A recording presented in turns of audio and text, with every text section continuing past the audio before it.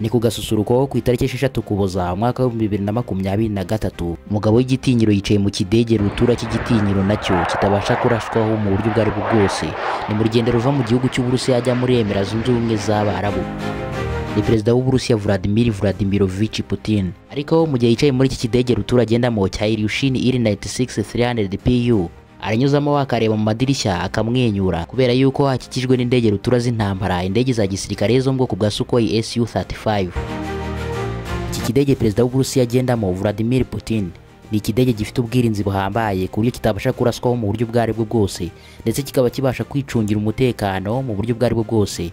Ni indege abagendamo ihagaze miliyoni 500 z'amadolari ya Leta Zunze Ubumwe za Amerika. Gusa nubwo ayigendamo ndetse ikaba ifite umutekano usesuye mu buryo bungana gutya, ntabwo bikuyeho ko icyo gihe aba akikijwe n'indege z'intambara zigera kuri 4 zo mu bwoko bwa Sukhoi Su-35. Izi ni indege zagenewe intambara. Mu ntambara iyo ariyo yose, mu gihe urugamba ruba rukataje, impande zombi zihanganye zose ziba zishoboye muri iyo ntambara kandi zifite icyizere cyo gutsinda kugeza igihe habayeho impinduka. Mu kirere hajemo kabutindi y'indege gatangira gucucuma bo ku ruhande rumwe muri izo mpande zombi, maze mu masegonda make cyane igahita inaburira mu myotsi.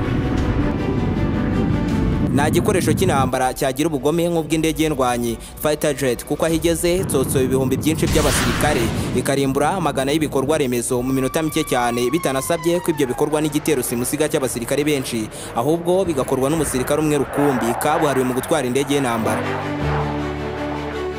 Isi yose mu bijyanye no gukora indege za gisirikare hari inganda bizwi yuko zihora zihanganye, nk'uko ibihugu zibarizwamo kandi zikomokamo ruhora rugeretse mu bya gisirikare. Izo nganda ni Lockheed Martin y'Abanyamerika ndetse na Sukhoi y'Abarusiya. Gusa nubwo izi nganda zombi ruhora rugeretse, nta gushidikanya yuko mu ntekerezo za benshi iyo uvuze indege z'intambara hahita haza mu izina Sukhoi. Ubu ku munsi wa none hari benshi bazi neza kandi bagahamya badashidikanya yuko zimwe mu ndege z'intambara za Leta Zunze Ubumwe za Amerika nazo zitwa Sukhoi. Gusa siko bimeze. Iyo havuzwe indege z'intambara karundura, izina Sukhoi niryo risakuza kurusha ayandi mazina. Ibaze ko n'Ubushinwa nubwo bufite iterambere ndetse n'ikoranabuhanga karabutaka mu bya gisirikare, ariko ntibibuza Abashinwa gukoresha indege zo muri uruganda rwa Sukhoi. Mu by'ukuri uru ruganda rwa Sukhoi ni uruganda rwigenga ariko rwanywanye bihoraho na Leta y'Uburusiya, ku buryo mu mitwe ya benshi bisa nkaho uru ruganda rwa Sukhoi ari uruganda rw'Abarusiya aho kuba uruganda rw'abikorera. Ese byagenze bite kugira ngo Sukhoi yubake ubwami buhambaye gutya ikaba ikimenya bose mu isi ya gisirikare, ku buryo ibihugu byinshi bishatse gutekereza ku ndege z'intambara bita bitekereza Sukhoi imbere y'ibindi? Indege z'intambara Sukhoi yohereje mu bihugu byo hirya no hino mu isi byatumye uru ruganda rwinjiza asaga miliyaridi 50 z'amadolari y'Abanyamerika mu myaka igera kuri 20 ishize yonyine. Uruganda rwa Sukhoi rumaze imyaka igera kuri 80 rukora kandi rushinze imizi nyuma y'uko rwari rushinzwe n'umwarimu wigishaga mu mashuri yisumbuye. Ariko ubu ku munsi wa none nirwo ruganda rwemerewe gukora indege z'intambara mu gihugu cy'Uburusiya. Ariko se ubu bwami buhambaye gutya bukaba bufatiye runini isi ya gisirikare, ndetse ubu ku munsi wa none rukaba rwitwa GSC Sukhoi Company. Inkomoko yarwo ya nyayo ni iyi. Aha ni kuri YouTube channel ya Aime Christian ndetse na Marvin Daily Official. Ni buri mushyashya kuri uyu muyoboro w'ibyegeranyo mu Rwanda, ibuka gukanda subscribe ndetse ukane no kunzogera maze byose byiza bibera hano bijye bikugeraho umunsi ku munsi. Yewe nitwa Marvin. Ndi Aime Christian. Murakaza neza. Uyu munsi Sukhoi ikorera mu ntara ya Begovoy ni Moscow mu Burusiya, kikaba ari ikigo kibarirwa asaga miliyari 7 y'amadolari ya Amerika. Sukhoi ikoreramo abakozi b'initi basaga 24,000 bahorana inshingano zihambaye zo gukora indege 160, kandi izi ndege ntago ari zikoreshwa n'igisirikare cy'Uburusiya gusa, ahubwo izi ndege zinakoreshwa hirya no hino mu bihugu bigiye bifite igisirikare gikomeye ku isi hose. Ubyumve neza ko inkingi ya mwamba mu ndege z'intambara z'igisirikare cy'Ubuhinde kirwanira mu kirere, Indian Air Force, ari igikoresho cya Sukhoi. Iyo ni Sukhoi Su-30 MKI, kandi uyibuke Ubuhinde ni igihugu gifite igisirikare cya kane gikomeye mu isi yose. Indege za Sukhoi zikorwa mu moko menshi agiye atandukanye asaga 100, kandi zose ziba zigiye zifite umwihariko wazo bwite, ndetse zinakoranye ikoranabuhanga rihambaye ridasangwa ahandi hose mu isi. Akenshi rero izi ndege zikorwa kuri komande, zikoherezwa mu bihugu nk'Ubushinwa, Ubuhinde, Misiri, Algeria, Venezuela, Vietnam, Indonesia, Angola ndetse n'ibindi bihugu byinshi cyane byo mu isi birimo n'ibyahani wacu muri Afrika y'Iburasirazuba, East Africa. ubu bwami bwatangiye gushinga imizi ubwo icyari leta zunze ubumwe z'abasoviyete zari zitarasenyuka, ubwo hari ku butegetsi bwa Joseph Vissarionovich Stalin. Icyo gihe wari umuhanga mu bushushanyi yitwaga Pavel Sukhoi. Yatangiye ikigo giciriritse akita Sukhoi Design Bureau kubera yuko yari umushushanyi kabuhariwe, atangira gutekereza yuko azajya ashushanya ibishushanyo mbonera by'indege z'intambara mu rwego rwo gucunga umutekano w'igihugu cye cya leta zunze ubumwe z'abasoviyete. Muri icyo gihe Pavel Sukhoi we ntabwo yatekerezaga ku nyungu ze bwite gusa, ahubwo yatekerezaga ku nyungu rusange. Amaze gushinga icyo kigo giciriritse cyashushanyaga indege z'intambara, icyo gihe leta y'iki gihugu yabaga ifite aho gukorera izo ndege nyine, ariko bikaba byari mu buryo bw'ikoranabuhanga ry'icyo gihe. Gusa nubwo iki kigo cya Sukhoi cyashushanyaga indege z'intambara, cyakundaga cyane gukora indege zigendamo abagenzi, indege z'abasivili zisanzwe. Mu buryo butaziguye, iki kigo cya Sukhoi cyatangiye gukora mu ntambara ya kabiri y'isi, ubwo bahaga igihugu cya leta zunze ubumwe z'abasoviyete indege yo mu bwoko bwa Su-2, ariyo yakozwe bwa mbere ikagira uruhare rukomeye mu gutsinda Hitler. Mu myaka y'1950 mu gihe cy'intambara y'ubutita nibwo hatangiye gukorwa indege kabutindi z'intambara noneho zo ku rwego rwisumbuyeho. Icyo gihe hatangiye gukorwa izi ndege ku bwinshi, cyane ko hari amakimbirane y'urudaca hagati ya leta zunze ubumwe z'abasoviyete ndetse na leta zunze ubumwe za Amerika n'uburengerazuba bw'isi muri rusange. Gukomeza gufata indi ntera kwa y'amakimbirane byatumye uruganda rwa Sukhoi rukora yitwa Su-7 yari inyirukansi cyane muri icyo gihe.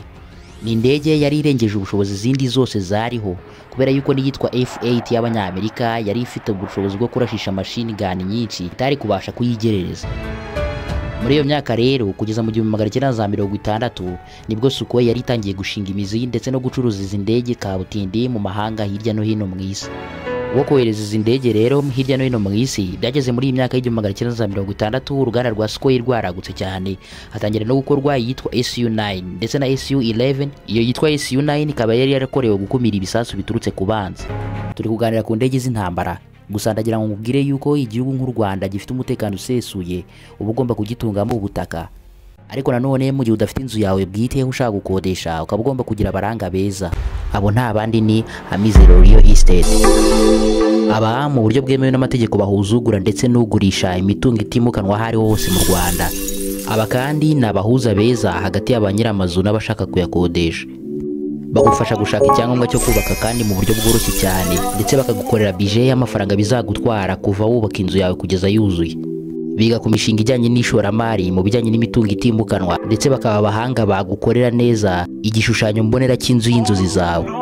Ni abahanga mu gukora igenagaciro n'ibindi byose bijyanye n'imitungo yose itimukanwa. Ku mbuga nkoranyambaga zabo zose bitwa Amizero Real Estate, ndetse ushobora kubabona kuri email ubandikiye kuri amizerorealestate@gmail.com.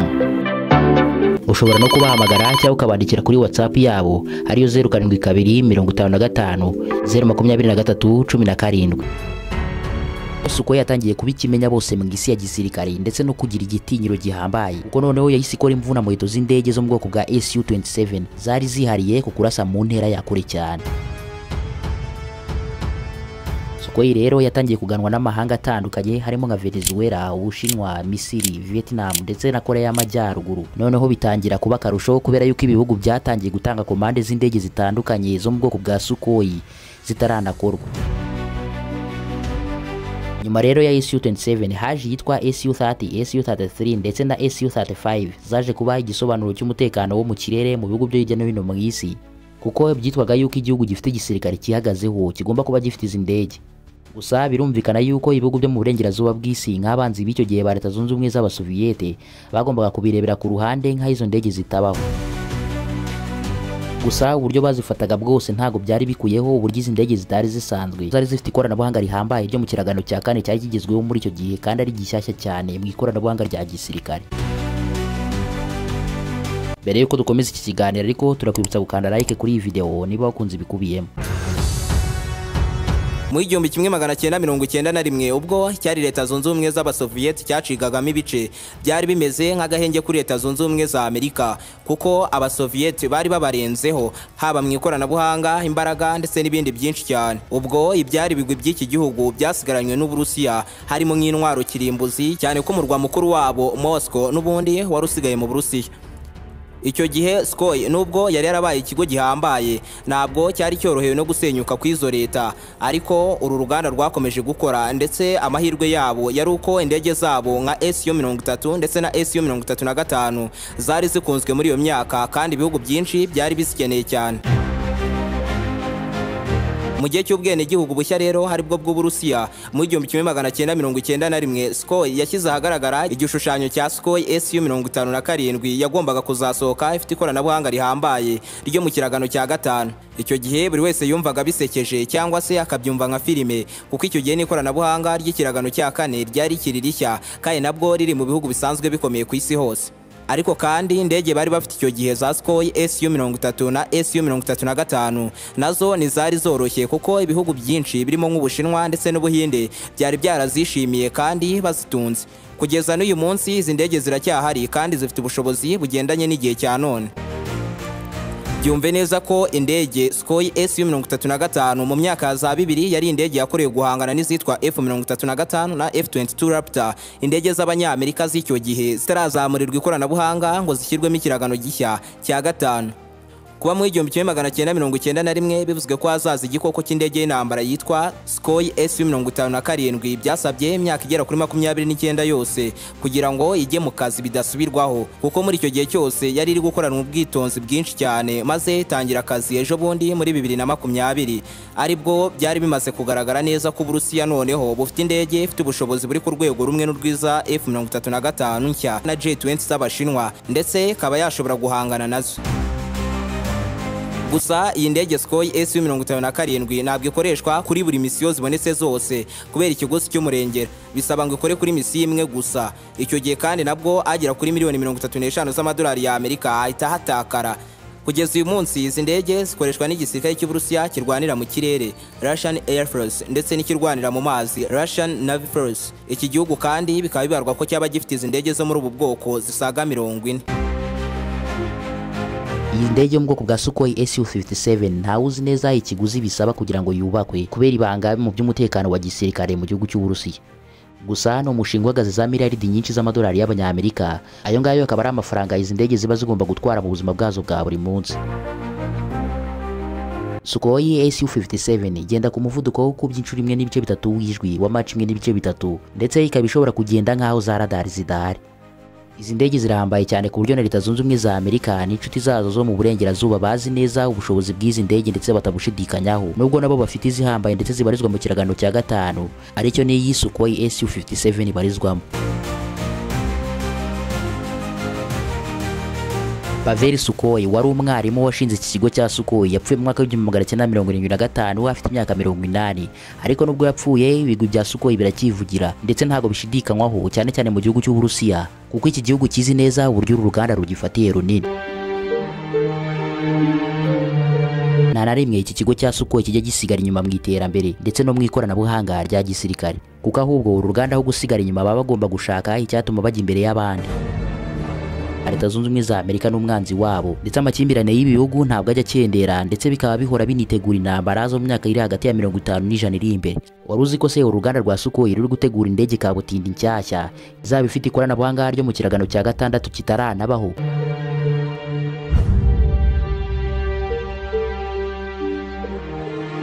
Iyi ndege izaba yitwa Sukhoi Su-75, izaba irimo n'ikoranabuhanga rihambaye ryo kwitwara ndetse ikanifatira ibyemezo nk'uko izindi ndege zo mu kiragano cya gatandatu ngo zizaba zimeze. Izo ndege zo mu kiragano cya gatandatu yaba Abanyamerika ndetse n'Abarusiya bose bari kuzitegura.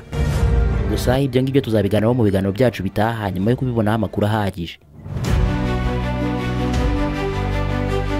Uruganda ntabwo rukora indege z'intambara gusa, ahubwo rukora n'izindi ndege zirimo iz'abagenzi ndetse n'indege z'ubwikorezi. Zimwe mu ndege z'ubwikorezi zakozwe n'uruganda rwa Sukhoi zizwi niyitwa Sukhoi KR-86. Iyi ni kabutindi ikaba ikidege cya metero 80 z'uburebure. Iyi ndege ntabwo ibaho ahandi hariho hose mu isi keretse mu gisirikare cy'Uburusiya. Uburebure bw'iki kidege ni metero 80 kuva imbere ugana inyuma, ndetse na metero 88 kuva ku ibaba rimwe ugana ku rindi. Iki kidege gishobora gutwara abantu barenga 1000 ndetse n'ibindi bikoresho byinshi cyane by'intambara birimo ibifaru, kajugujugu, indege z'intambara ndetse n'ibindi byinshi bishobora kugeza ku buremere bwa toni 650 zose. Gusa nubwo Sukhoi yihariye ndetse ikaba ibumbatiye igice kinini cyane ku isoko ryo gukora indege z'intambara, ku bijyanye no gukora indege rutura siko bimeze, kubera yuko hari n'izindi Abarusiya bafite harimo nk'itwa Antonov AN-225 MRIA ndetse na Antonov AN-124 ndetse nabyo bikaba indege rutura bikorerwa mu ruganda rwitwa Antonov rwo mu gihugu cya Ukraine. Sukhoi ni uruganda rufite ubusugire kandi rukaba rumeze nk'inyenyeri imurikira igihugu cy'Uburusiya mu bya gisirikare, cyane cyane mu gice cy'igisirikare kirwanira mu kirere Russian Air Force ndetse n'abarwanira mu mazi Russian Navy Force. Ubu kuva uruganda rwa Sukhoi rwabaho mu mwaka w'1930 hamaze gukorwa indege zisaga 10,000. Ese hagize ikiba kuri Sukhoi igisirikare cy'Uburusiya byakigendekera bite? Ahari wenda bashaka ikindi gisubizo nta wamenya. Ese kuri wowe wumva yuko iyi Sukhoi yari iyoboye mu gukora indege zihambaye z'intambara kurenza ahandi ahariho hose mu isi, cyangwa ibiri kubeshya Abanyamerika nibo bayoboye? Tanga igitekerezo cyawe muri comment. Wakoze kubana natwe muri iki kiganiro, turakwibutsa gukanda subscribe niba utarayikoze, kandi n'iki kiganiro wagikunze ukagisangiza abandi. Komeza kubana natwe wishimira ibindi bigiza bitandukanye tuba twaguteguriye ukanda kuri iyo video iri muri screen yawe.